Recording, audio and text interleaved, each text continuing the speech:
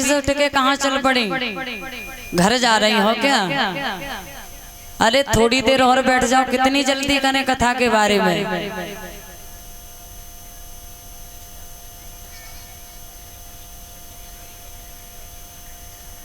बैठ जाओ थोड़ी देर और।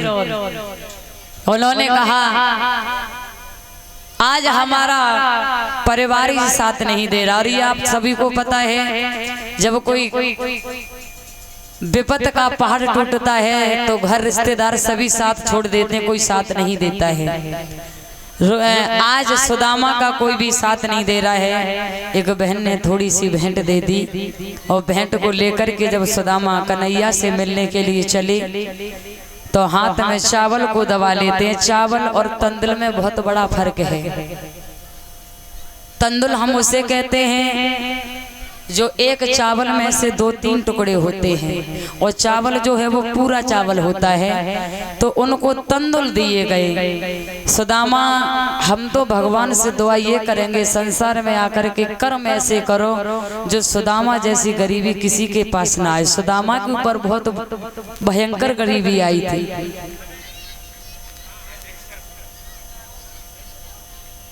भगवान कन्हैया रुक्मणी को लेके भाग सकते हैं?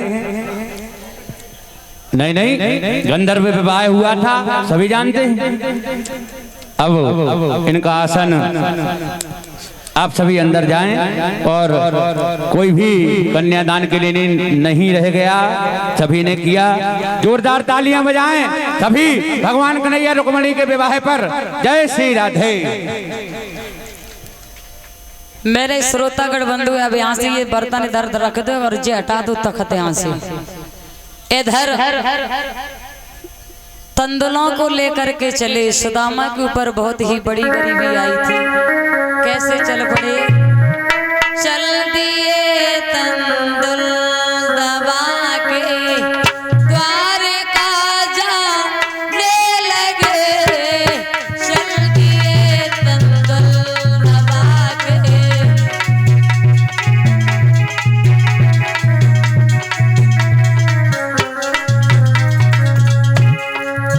सुदामा भगवान का गुणगान करते हुए जा रहे हैं।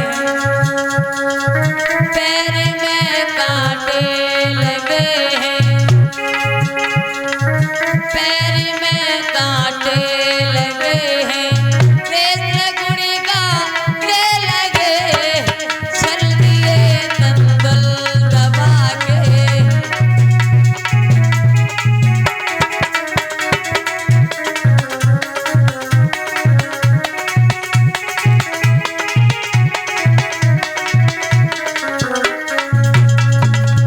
तंदुलों को लेकर के जा रहे हैं सुदामा जी, और धीरे धीरे चल पड़े तो कहाँ पहुंचे? गंगा जी पे। उधर तो वो गंगा जी पे पहुंचे। ब्राह्मण के सामने अगर कोई मरता है तो उसे ब्रह्म हत्या लगती है। सुदामा जो थे ये ब्राह्मण थे। संसार में ऐसा कोई वृक्ष नहीं है जिस वृक्ष को हवा न लगी हो। गलतियां सभी पे होती हैं। वो चले उधर। कन्हैया ने भिखारी का रूप धारण किया और ब्राह्मणी सुशीला के पास पहुंचे। सुशीला से भिक्षा मांगी। कहा कि माताम भिक्षाम देही, अरे मैया भिक्षा दे दो। अब सुशीला निकल के आई। सुशीला ने कहा बाबा इस दरवाजे को छोड़ के कोई दूसरा दरवाजा देख लो। क्यों? मेरे पास देने के लिए कुछ है नहीं। भगवान कन्हैया बने भिखारी, बोले अरे जो हो वो दे दो। हम जरूरी नहीं है कि ज्यादा दो, नहीं जो जितना हो वो उतना दे दो। मैया कहने लगी तुम्हें पहली बात ये बताओ क्या तुम्हें यही दरवाजा मिला भीख के लिए? अरे काफी दरवाजे कहीं भी चले जाओ, सुदामापुरी में हमें मिले। उन्होंने कहा ऐसा मत कहो, जो हो वो मुझे दे दो।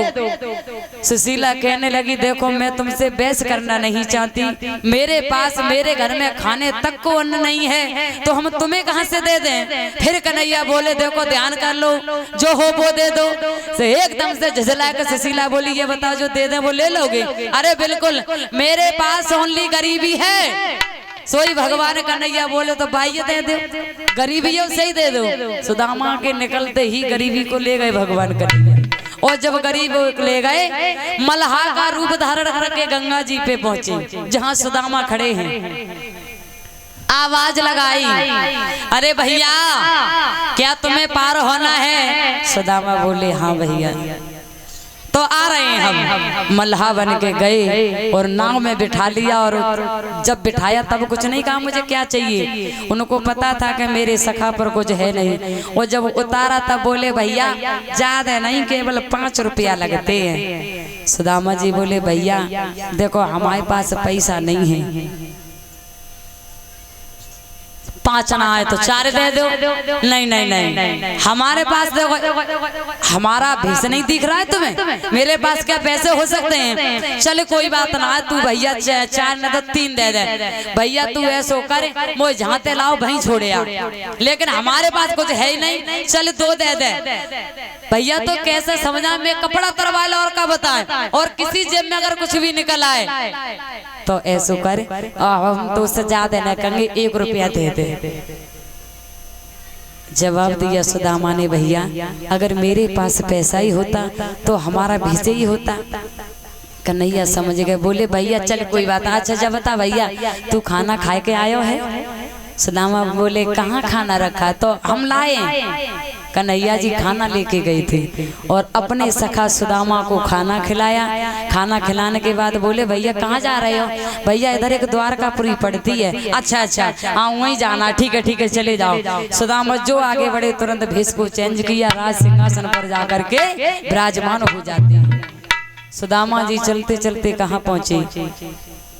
द्वारकापुरी में। जब द्वारकापुरी में पहुँचे तो डोरीवान से कहा कि जो यहाँ के राजा हैं उनसे केवल आप इतना बोल देना कि जो विप्र आया है उसका नाम सुदामा है।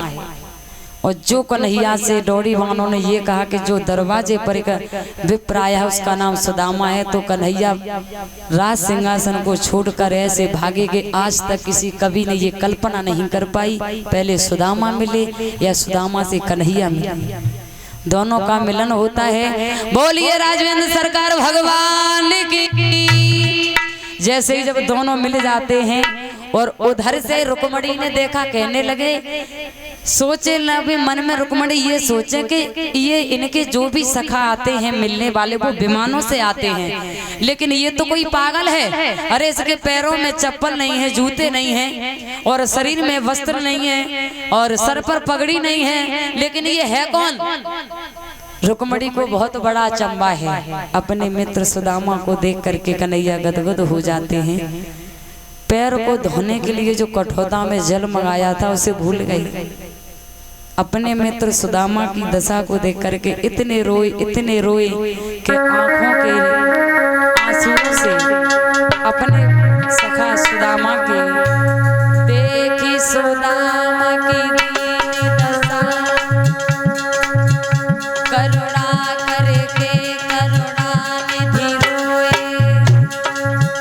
और पानी परात को छुओ नहीं आए, नैना के जल से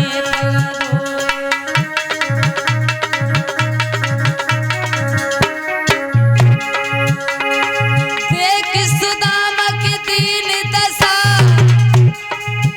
करुणा करके करुणानिधि रोए, पानी परात को छुओ नहीं और नैना के जल से पग धोए।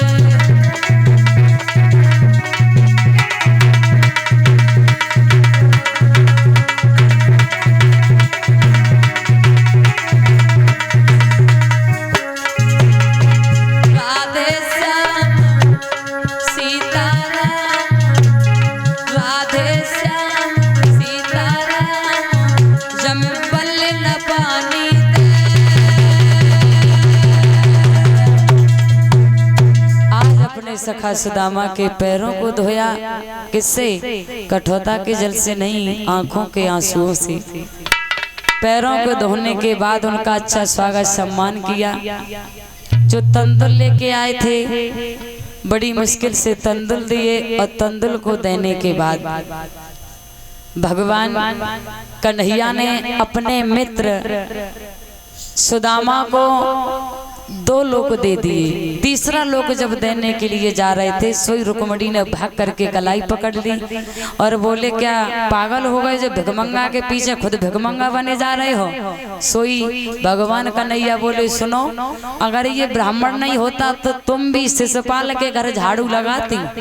यही पात्र लेकर के आए थे, मेरे सखा सुदामा के लिए 56 प्रकार का भोजन बनवा के लाओ। 56 प्रकार का भोजन बना और ब्राह्मण देवता को भोजन कराया। भगवान कन्हैया ने सुदामापुरी को आज कंचन के महलों में बदल दिया, माला माल कर दिया। देखो गलती सभी पे होती है, मगर गलती के बाद भगवान की शरण में पहुंच जाओ, कुछ बिगड़ने वाला नहीं है। अहंकार अगर दिखाओगे तो अहंकार भगवान का भोजन है, तुरंत खाते हैं। अहंकार वाले इंसान को पृथ्वी पर ज्यादा समय तक नहीं रहने देते हैं, जैसे थे वैसे हो जाते हैं। और वहां से जब विदा मांग करके चले तो बड़े आदर स्वागत सम्मान के साथ भगवान कन्हैया ने और सुदामा जी की विदा को किया।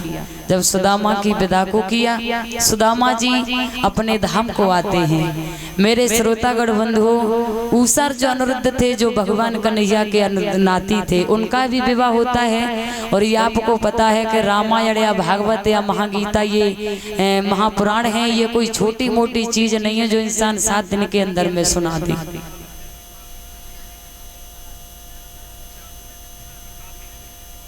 ये बताओ चावल किस किस के पास रह गए हैं अभी? हाथ ऊंचा करें, किस किस के पास है? बस इतने ही लोग हैं? तो कमेटी वाले तो भैया चले जाओ, उनके पास से चावल ले आओ। आप नहीं उठोगी, वहीं बैठे रहना। परीक्षित महाराज आप खड़े हो जाओ, चावल थोड़े से लेकर के और ठाकुर जी पर चढ़ा दो। बाकी माता चावल को नहीं फेंकेंगे, क्योंकि ये भी एक अन्न देवता है। तुम फेंकोगी तुम्हारे पैरों से कुचले जाएंगे, महा बड़ा पाप होगा अन्न का। यहीं चढ़ा दो ठाकुर जी पे। जो जिनके पास चावल रह गए उनके पास चले जाओ, ले आओ उनके पास से। इस प्रकार से जो परीक्षित महाराज को श्राप लगा हुआ था, तक्षक डसेगा 7वें दिन, तो उनका परीक्षित महाराज ने लगातार 7 दिन तक कथा को श्रवण किया था। क्यों? मुझे केवल मोक्ष की प्राप्ति चाहिए। अगर परीक्षित महाराज कहते हैं ना कि वो मर चुके थे, परीक्षित महाराज न तब मरे न अमरते हैं, उनका केवल उद्धार हुआ है। आज भी अमर हैं, तब भी अमर थे। सारे इतिहास दुनिया में नाम चल रहा है, भागवतों में नाम चल रहा है। परीक्षित महाराज लगातार 7 दिन कथा को श्रवण किया और 7 दिन के बाद परीक्षित जो महाराज थे, आरती होने के बाद कथा पांडाल में बैठे हुए सभी भक्तों को चंदन के तिलक लगाए गए। परीक्षित महाराज वहां से चले आते हैं अपने घर। नवलदेव को ये पता था कि मेरे पति को तक्षक डसेगा। गुरु धन्वंतर के लिए पत्र लिख दिया कि मेरे पति को तुम्हें बचाना है। गुरु धन्वंतर परीक्षित को बचाने के लिए चले, तक्षक डसने के लिए चला। दोनों का मिलन रास्ते में हो जाता है। गुरु धन्वंतर बोला ये बताओ आप कहाँ जा रहे हैं? तो गुरु धन्वंतर बोले हम परीक्षित को जीवित करने। तक्षक बोला हम डसने जा रहे हैं। बिल्कुल ही पास में एक नीम का वृक्ष खड़ा था, तो कहने लगा जब दोनों ही मिल गए हैं तो 2-2 हाथ हो जाएं। बोले देखो मैं जिस जगह पर फुसकार मारूं वो जल करके भस्म हो जाता है। बड़े ध्यान से सुनोगे इस चीज को सभी भक्त। उन्होंने कहा आप उसे जीवित बना सकते हैं? धन्वंतर बोले अजमा के देख लो, मेरा जहां तक यानी मेरी जहां तक नजर पहुंच जाए वहां तक जहर नहीं रहता है। उसने फुसकार मारी, वृक्ष जल गया। गुरु धन्वंतर ने नजर घुमाई, हरा भरा बन गया। अब उसे विश्वास हो गया कि ये वास्तविक परीक्षित को जीवित कर देंगे। आगे चल करके वो ही तक्षक और एक छड़ी बन जाता है। जब छड़ी बन गया, गुरु धन्वंतर समझ नहीं पाए, छड़ी को उठाया, यूं करके रख लिया, पीठ में पीछे डस लिया। पीठ पर गुरु धन्वंतर की नजर नहीं पहुंची। जब डस लिया, 1400 चेला साथ में थे, उनसे कहा देखो, अगर तुम गुरु मंत्र सीखना चाहते हो तो मुझे जमीन में गाड़ कर 3 महीना तक ढाक बजाओ। एक बड़ा सा फूल दे दो भैया हमें यहाँ से उठा के, केवल फूल। 3 महीना तक हमें जमीन में गाड़ के ढाक बजाओ। तो 14 से चेलाओं ने वही किया, ढाक बजाने लगे। तक्षक संत बन के आया और कहने लगा क्या हो रहा है भैया, कौन हो? तो हमें दे दो। उन्होंने कहा कुछ नहीं। अरे क्या हो रहा है, हमारे गुरुजी को किसी सर्प ने डस लिया है, हम अपने गुरुजी को जीवित करना चाहते हैं। तो तक्षक बोला पागल हो, अरे जे जीवित हो तो ने ढाक बजाओ, मरे गए तो काय को तुम परेशान हो। और बातों में दे करके गुरु धन्वंतरि की लाश को उखड़वा ली। उनकी लाश में हवा लगी तो उन्होंने कहा कि अब हम नहीं बचेंगे। अगर गुरु मंत्र सीखना चाहते हो तो 14 से चेला मेरे मांस को काट काट के रांध के खा जाओ, सभी के पास हमारा गुरु मंत्र पहुंच जाएगा। अब हड़ियों में मांस रांधने लगे।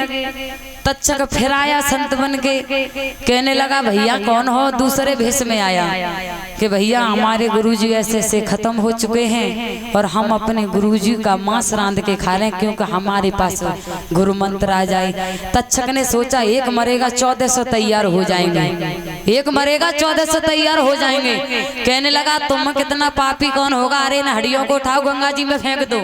उसने हड्डियों को गंगा जी में फुकवा दिया। उछलती डूबती सभी हड्डियां, कोई उछली कोई डूबी। एक हड्डिया बंगाल देश में पहुंच गई। गंगनिया नाम की धोबिन जो थी पति से झगड़ा करके आई, बोली आज हम मर जाएंगे, लौट के नहीं आएंगे। तो वो मरने के लिए जैसे ही आई उसके हाथ में हड्डियां पड़ गई। अंकुश को पहचान लिया, खुद खाया और सभी लड़कियों को खिलाया। मेरे देश का जो जादू था वो पहुंच गया बंगाल देश में। क्यों? केवल इस बुद्धि की कमी से। जब बंगाल देश में पहुंचा सभी लड़कियां जादूगरनी हैं। नवलदे ने सोचा कि अब हमारे पति को कौन जीवित करेगा। तो वो उन्होंने जान लिया कि अब कोई हमारा अपना नहीं है। अपने पति की लाश उसने जाना कि अब परीक्षित को कोई नहीं डस पाएगा। परीक्षित आप खड़े हो जाएं।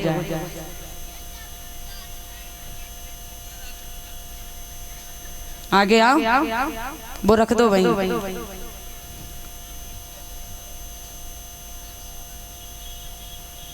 सीधे खड़े हो जाओ बिल्कुल। नवलदे अपने पति की बड़ी रक्षा कर रही है। आपने एक सर्प का नाम सुना होगा जिसके 2 मुंह होते, एक पीछे एक आगे। वो कौन था आपके यहाँ? उससे क्या कहते हैं? उस सर्प से आपके यहाँ पर क्या कहा जाता है? दुमई है, 2 मुंह वाली। लेकिन मेरे यहाँ उससे कहते हैं कुचलेड़। उस 2 मुंह सर्प वाले से। वो 2 मुंह कैसे हुआ? बासक ने भेजा कौन डसेगा, तो एक सर्प आया परीक्षित को डसने। नवलदे ने सुंदर सुंदर कटोरों में दूध को भर के रख दिया। सुंदर स्वागत देख करके उसकी हिम्मत न पड़ी कि हम परीक्षित को डसने, वापस चला गया। बासक ने श्राप दे दिया कि तू ने मेरा वचन टाला है, तू 2 मुंहा हो जा। वही सर्प कुचलेड़ दुमई बन गया था। और तेरे डसा हुआ बहुत मुश्किल बचेगा। आपने देखा होगा कुचलेड़ का डसा हुआ बचता नहीं है इंसान।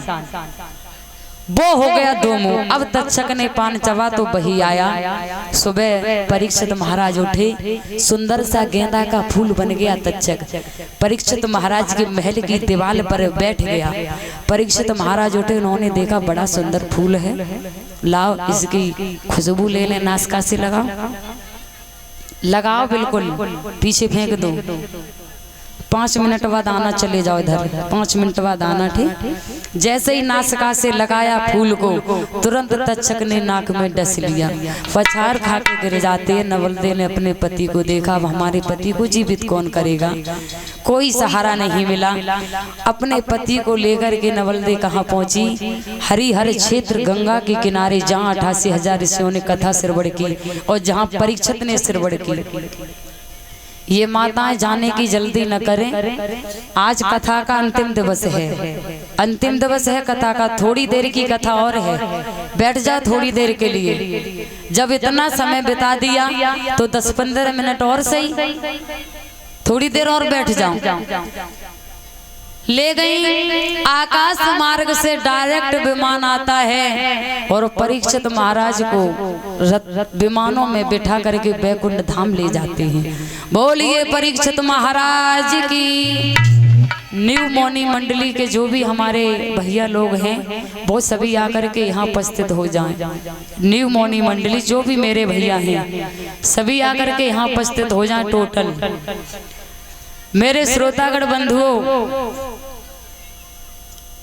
परीक्षित का बेटा था जनवेद। सभी बैठ जाओ आकर के सभी। परीक्षित का बेटा था जनवेद। उसने सुना कि मेरे पिता का जो वध हुआ है या तक्षक के माध्यम से, सभी सर्पों को ला ला के यज्ञ हवन में जला दिया। यही तक्षक बचा देवराज इंद्र के इंद्रासन पे छुप गया। जब इंद्रासन पे छुपा तो उन्होंने कहा कि चले आओ, मैं जाऊंगा तो जान से मारे जाओगे। जब ये आया तो क्या किया जनवेद ने? आपने देखा होगा कि सर्प के अंदर जहर कहाँ कहाँ होता है। सर्प के अंदर जहर कहाँ कहाँ होता है?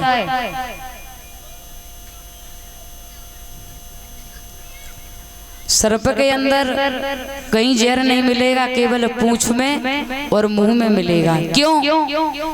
जनवेद ने उसे मारा नहीं था, यूं पकड़कर बीच से सूत दिया था। सर्प के अंदर मुंह में और पूंछ में ही जहर मिलेगा। पुस्तक में पढ़ना, चीन के लोग आगे पीछे का काट के बीच का बना के खा लेते हैं सर्प को। बीच में कोई जहर नहीं है सर्प के अंदर। जब अपने पिता का जनवेद ने बदला लिया, अब उनकी माँ जो नवलदे थी बड़े ही धूमधाम से अपने पति का मान सम्मान हर वक्त करती है। क्यों? हमारे जैसे पति भगवान सभी को दे, जिन्होंने संसार में नाम कर दिया। कहीं भी अगर कथा होती है तो परीक्षित का नाम सबसे पहले आता है। इस प्रकार से परीक्षित का उद्धार हुआ और उनका अंत हुआ था। सभी भक्त जो भी बैठे हैं, खड़े हैं, सभी बड़ा ही ध्यान देंगे। हमारा अगर दोबारा से मसोरा कला गांव में आना हुआ तो न्यू मौनी मंडली के माध्यम से हमारे पास पर्चा आया है। 22 भैया हैं। बोलने में काफी समय लगेगा, लेकिन मेरा कहना ये है 22 भैयाओं से प्लस पूर्व मौनी मंडली से भी जो भी हमारी माताएं बैठी हैं कथा पंडाल के अंदर, सभी माताओं से मेरा निवेदन है, मुझे यहाँ पर 28 फरवरी से आना हुआ है। 28 फरवरी से हमारा यहाँ पर आना हुआ है। आज 7 फरवरी है। 1 फरवरी से हमारी कथा स्टार्टिंग हुई थी। मैं वो ही जानी पहचानी बीनेश हूँ जो 2 वर्ष पहले आई थी।